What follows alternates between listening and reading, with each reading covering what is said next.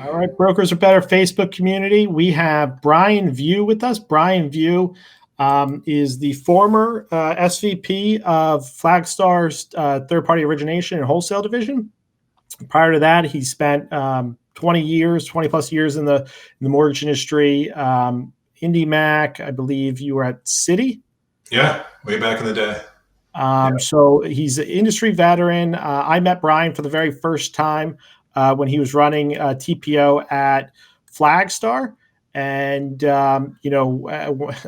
funny enough, the way I got to know Brian was through LinkedIn, and I was reaching out to executives and leaders from different wholesale and TPO lenders at the time when I started Brawl, and we developed a relationship and started to familiarize ourselves with how they were going about supporting brokers and the relationship with customers, but also B, we developed a relationship about a lot of the nuances and a lot of the things that we're actually going to be talking about today that ties in really, really well to Finlocker. So to give everybody a little bit of background, Brian, you made the transition to Finlocker last July. So at the time when you were making the transition, obviously I got introduced to Finlocker. We were really, really excited about it. However, the product is like many products these days. It was really built for enterprise. So right. It wasn't something that was available to mortgage brokers. And that's a big part of the reason why we're just finally getting to the point where we're, sort of bringing this out to the market for independent mortgage brokers. Is it was strictly, a B2B relationship at the enterprise level. So, give everybody a little bit of background just on that part of, just kind of making a platform for all these different entry points. Yeah, for sure. So, kind of rewind the clock a little bit back to last summer. I've known the founders, two of the three founders of Finlocker since the late 90s. They started, ran, and then ultimately sold Lenders One Cooperative, it still exists. It's one of the mortgage banking cooperatives out there. And so I got to know two of the founders of Finlocker through that relationship. I watched them start a couple companies once they sold to Altisource, one of them being Finlocker, and I was always intrigued by what they were doing at Finlocker, which was really geared around data, consumer data, and how in its inception, the product was really a back office mortgage processing and underwriting platform to help processors and underwriters manage asset data in lieu of bank statements, right? And I would tell you, probably a little bit ahead of their time in terms of that product and getting adoption. And that was before Fannie came out with day one certainty. And so probably 2.5 years ago, Finlocker pivoted from a back office process efficiency play to more of a consumer facing front end, top of the funnel form that still has a byproduct of it, which is still exists. And we're still a day one certainty vendor with Fannie for asset verification. But now everything really originates with the consumer and a locker at the front end. And so to your point, the product was built and kind of positioned operationally, but as well as from an economic perspective, it really was an enterprise play, larger entities, even banks and credit unions. And then their LOs and processors would distribute lockers to their prospects and clients. Once you and I started talking about Finlocker, which frankly was prior to me getting there, I think we kind of saw something that could be very valuable for mortgage brokers and individual loan officers at mortgage brokerages rather, as a kind of life cycle client tool that connects the consumer and that individual originator. And so a lot of what we worked on at Finlocker, call it last fall into the winter, was getting our platform to be more digestible by an individual loan officer, both from a use case and deployment perspective, but probably more importantly, getting the economics lined up so that it makes sense. So real proud to be able to officially launch with AIME through the Brokers Are Better initiative. And, just love what you guys have been doing from the get-go, and especially through this COVID crisis with the awareness that you're helping to bring, not just to the brokerage community, but really to the entire industry. So hats off to what you guys are doing. Well, thank you. And honestly, there's a lot of background here that I want to kind of fill everybody in on why Finlocker was really part of an overall strategy that we focused on the partnership level. We did a partnership with HomeBot as well, and really what the strategy was is we saw that all these systems and all these ecosystems right now are all focused on sort of soliciting the client one way or another. So whether it's, if you're familiar with Mint is owned by Intuit, which recently bought Credit Karma. So if a consumer goes on Credit Karma or Mint, they're getting all these proposals, hey, do you want a mortgage quote? Do you want a homeowner's insurance quote? They're seeing all these solicitations, and it's presented in a marketplace-like fashion. So the consumer doesn't realize that they're really just being sold as a lead to different, aggregators or different companies. And for me, what was really the most important thing is how do we get a vehicle in the hands of brokers that does the same thing, which means it creates a centralized place for a consumer to potentially, do their credit monitoring as Credit Karma does. Do their real estate search if they want to check, to search for homes, do their home value check, sort of like an AVM situation. And then also kind of have this, potential of, because there's an application or enough of their data is in this platform, have the ability to have, sort of a ongoing pre-approval where, behind the scenes, the system is running sort of a, its own qualification engine, let's just say, against the broker's product mix. And I think, for me, it's not a marketplace. We've all seen it as brokers, like, there's a company that we were in discussions with where if the broker brought their clients in there, after a month, if the broker would cancel the product, the client would stay in there, but then the company would try to sell that platform, that access to another mortgage company. So basically selling their clients right out from under them.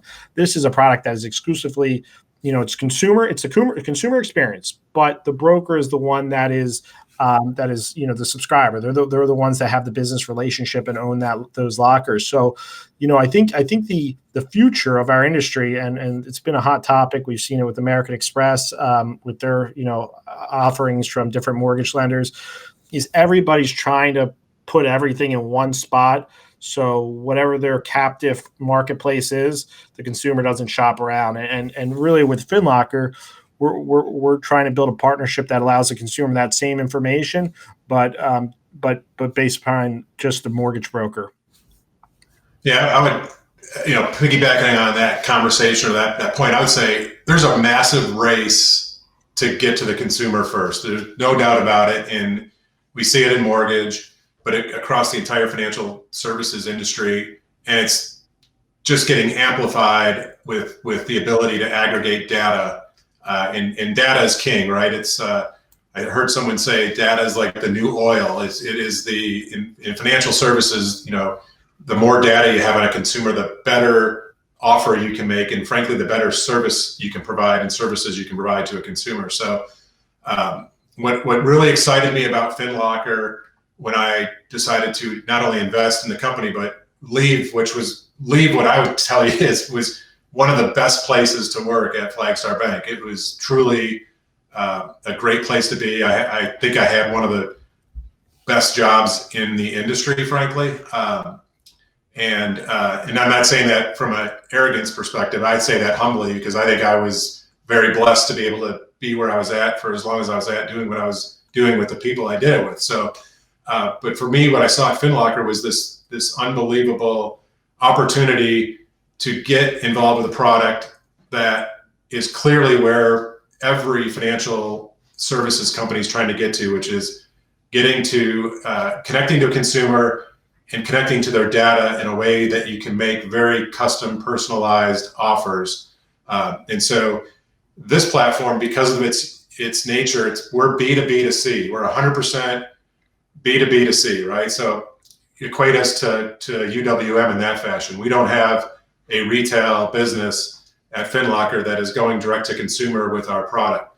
And so our clients, lenders, banks, credit unions, mortgage brokers, that use our product to enable their clients to have this financial health and wellness tool. But we do that under your logo, under your brand, color scheme. As a single originator, you're the face. Literally, your face is in the consumer's locker with all your contact information. So it's you bringing this tool to the consumer that, frankly, they otherwise can't get anywhere else. And that's really what excites me about this opportunity with AIME and Brokers Are Better. Yeah, and one of the things that you've spent a lot of time recently on, especially with this whole situation with forbearances, is you've been working with a lot of servicers on basically partnerships to provide Finlockers to customers that may be going to forbearance, and I think it's an interesting part of what the value is here, because some people might look at this as strictly a customer retention tool, but it really starts way earlier in the life cycle. It really starts at the point of a lead, because you basically have a mechanism here where there could be educational materials in the locker from a video and a blog and a content standpoint. And you have the ability to sort of, whether you have a customer that's looking to get pre-approved, somebody that doesn't exactly qualify now that, is going to get their credit up and is going to use the Finlocker to monitor their credit as they make, adjustments or budgetary things like saving money towards their down payment. So it kind of does all the monitoring of that client for the broker. So it's really kind of a combination of a CRM / engagement tool. But more than anything, I think what it does is it creates this relationship with the consumer as early in their kind of process of buying a home, where this is where they put their documentation, this is where they put their W-2s, this is where they verify their assets, and what that creates is sort of a situation that when they do become a buyer, you don't have to ask them for all the stuff that you typically would be asking for, because it's day one certainty approved. You've got the electronic verification of assets. You have the connectivity for them to upload their W-2s and pay stubs, or even have connectivity from digital asset verification.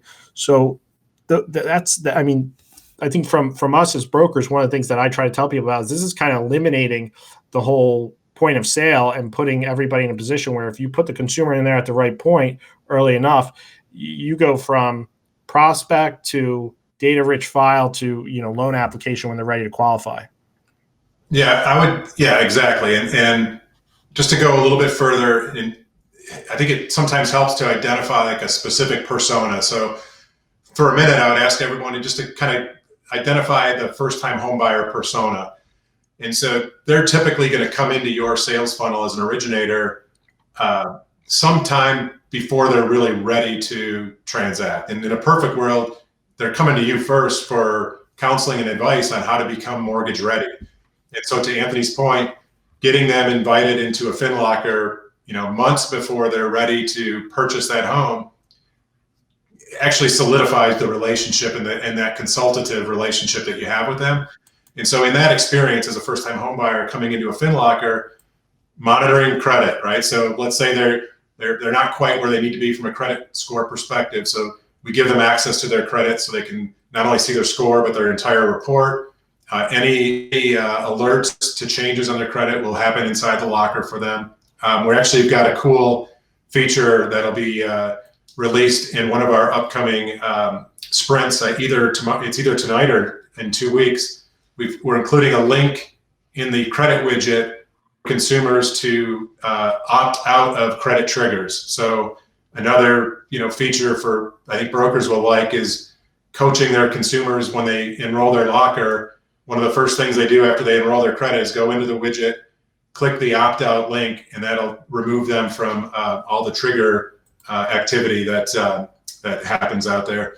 So beyond credit, when a consumer enrolls their financial accounts, which we can connect to over 19,000 financial accounts. We partner with Fiserv for that aggregation resource.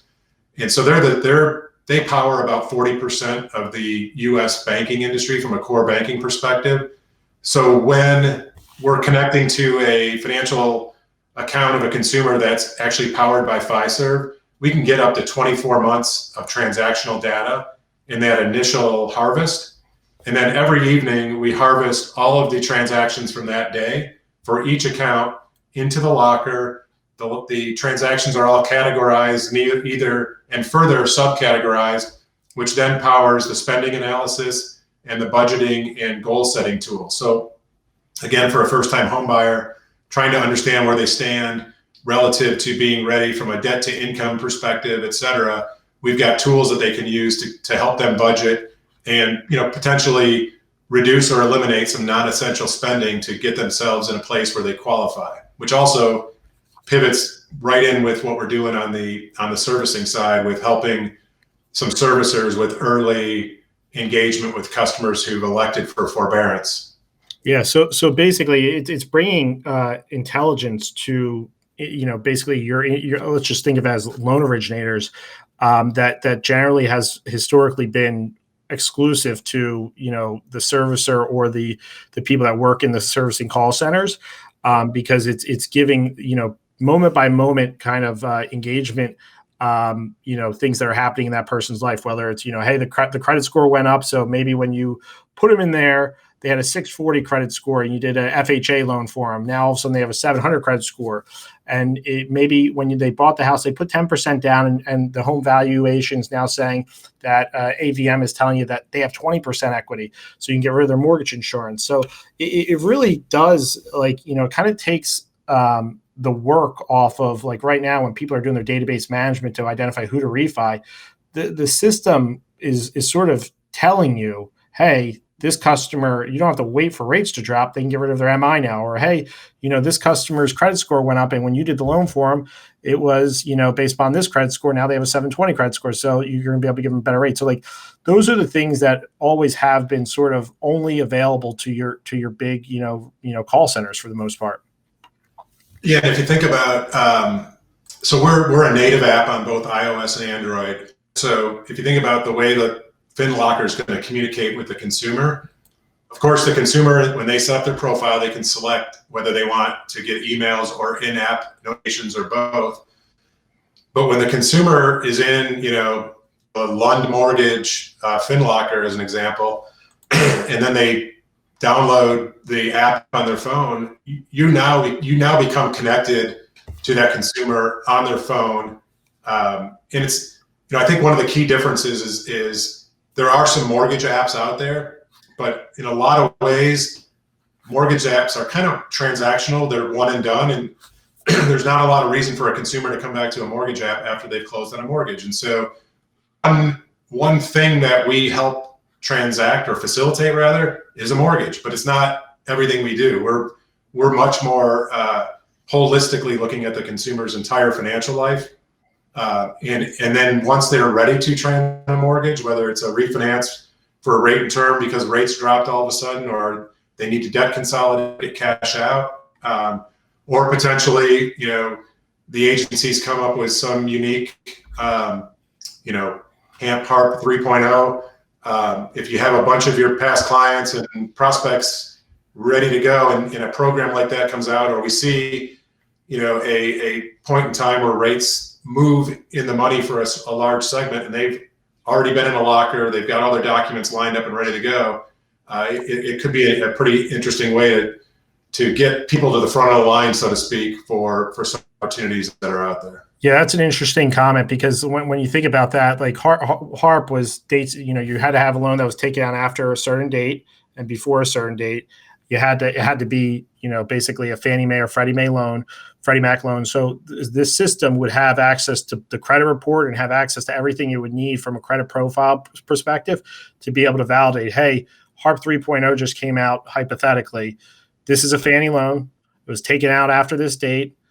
It's got a, I don't know if we're talking at the point where potentially appraisal valuation, if that would be required, but it's really kind of setting the table for you to be able to say, okay, listen, if the person lost, they technically are at a 90 LTV currently, but they qualify for HARP, it's telling you, you don't have to, ask questions about it. It's time to go put a proposal in front of the customer. Yeah, I have no inside baseball knowledge on anything here. So this is one guy's opinion. That's my disclosure and disclaimer. But imagine if a product or program comes out at some point in the future that allows consumers who are in forbearance to do some sort of refinance because they're back to work, and a refinance that lowers their payment by a half a point or a point, or their rate by a half a point or a point, allows them to not only roll in their forbearance amount but also still lower their payment. So that would be a great win actually for consumer, servicer, and potentially the agencies. Again, I have no inside knowledge in that. I just think it's something I've been thinking about that would be an interesting solution for a segment of consumers who opt in for forbearance because they needed it, because they had a job situation that occurred, but now they're back to work, so they can pass the ATR qualification, right? So they've got the ability to repay. And in lieu of some other loss mitigation program, a mod or something, perhaps a HAMP or HARP style refi program could solve for that. So again, I don't know anything about that. I just think that is an interesting potential opportunity out there. And again, if you had, your client base positioned for an event like that, and it could be just the event happens to be rates dive. The rate, we see rates actually get to where they should be with all, outside of all the other economic indicators, and puts a lot of people in the money for a refi. If you have everything ready to go, we can help make that mortgage application a lot less stressful. So I know that in last month you've been working with Chris Griffith and the Vetted VA group, which we're excited about this. You guys are essentially created a pilot program to distribute lockers to veterans that are interested in getting a mortgage, that are maybe not currently ready at this moment, but in the prospecting and educational phase. So that was a partnership that sort of kicked off everything for what we're going to be doing with the Brokers Are Better side of things, which is understanding how us as mortgage brokers can how we need to be putting our customers into the platform, but more or less long term, understanding how this isn't just a transactional vehicle like a point of sale, like you pointed out. This is something that the goal is, with the proper adoption, the customer could potentially have this as an app on their phone for many, many years, and that would mean that the broker has a relationship with that customer for many, many years. Yeah. So VA and Chris Griffith and Nate over there, and actually all of the team, because they're growing. I was really intrigued day one when I first started seeing the post, and I'll be honest, I was intrigued because that beard is really kick ass. And so I met Chris for the first time. It was it was in Vegas. I think it was the very first Vieaux event. Okay. And I met him, and he was not yet approved with Flagstar. We had to get over a few hurdles, which we did together. And then I started to get to know him as a person, but then I really started to watch what he was doing with Vetted VA, and just how passionate he was and remains to that community. That group, that community, exactly. So last fall, I kind of threw something out at him, and I don't think he really grasped what Finlocker was. And we just kept talking, and something clicked where we just said, why not? Let's just try to put it out there and see what we can do. And so he, to know Chris, he's very thoughtful and crosses all the T's and dots. So before launching, he wanted to make sure that this was done right. So the thing he did is he came up with an unbelievable product name. So it's the Vetted VA Go Bag, powered by Finlocker. And so, first of all, when a veteran in the community that Chris manages, which I think is up to 6,200 members now. Yeah, high engagement. Yeah, when they see Go Bag, that resonates as, this is important for me. I should have this. And when they hear, they can connect the dots on the financial go bag, it totally resonates. So he's at like 720 enrolled consumers since the launch, which was on March 7th. The first weekend was big. We had like 200 sign on, and it's been steady. I measure it like in 3-day increments, and we average like 35 to 45 new members, new lockers or go bags are opened in that period. We've got high engagement in there. It's among our highest in terms of credit enrollment and account enrollment. And we haven't turned on the functionality to actually share contents from the locker. That's phase 2. Chris is with you guys on on kind of vetting out across the nation brokers and originators to kind of take the leads or the inquiries that come from the veteran community. Yep. But just we've learned, it's been a great relationship for Finlocker because we've learned a ton around messaging, marketing, how to promote, and then how to support that kind of relationship, which is helping us in all of our client engagement. Yeah, so for the broker community, we'll share a link in the comments on this thread, which will give you where you can go in if you're interested in signing up for a demo or learning more information about Finlocker. So look at that from Katie or Melanie. Additionally, we're going to be doing a webinar in a couple of weeks that's more focused on the product. Today, we're really just talking more high level. And learning more about what exactly a Finlocker is and what your consumer experience is, what is your experience, and also more than anything, I think the number one thing we all talk about is everybody wants to make sure data protections are there, and I think everybody understands that this is an enterprise solution and you're the enterprise. So like this is your account, this is you own the data, you're putting your customers in it. And that's obviously important to a lot of people. So let me add that work for you because this part, the consumer owns and controls their data. So that's important from a consumer perspective. When a consumer signs up for a Finlocker and enrolls their financial accounts and fills out the profile, that's their data. Nobody can see it. Yep. Until they decide they want to share it in order to transact for a mortgage, as an example. Right. I guess more or less it's no other. The only offer from a mortgage, the only offer from any type of like solicitation is the broker's information in there. So it's not a marketplace. It's not like, hey, I'm on Zillow and I'm seeing 25 lenders in a rate table right now. It's 1-to-1. Yeah, it's broker, loan officer, and consumer is the connection inside the locker.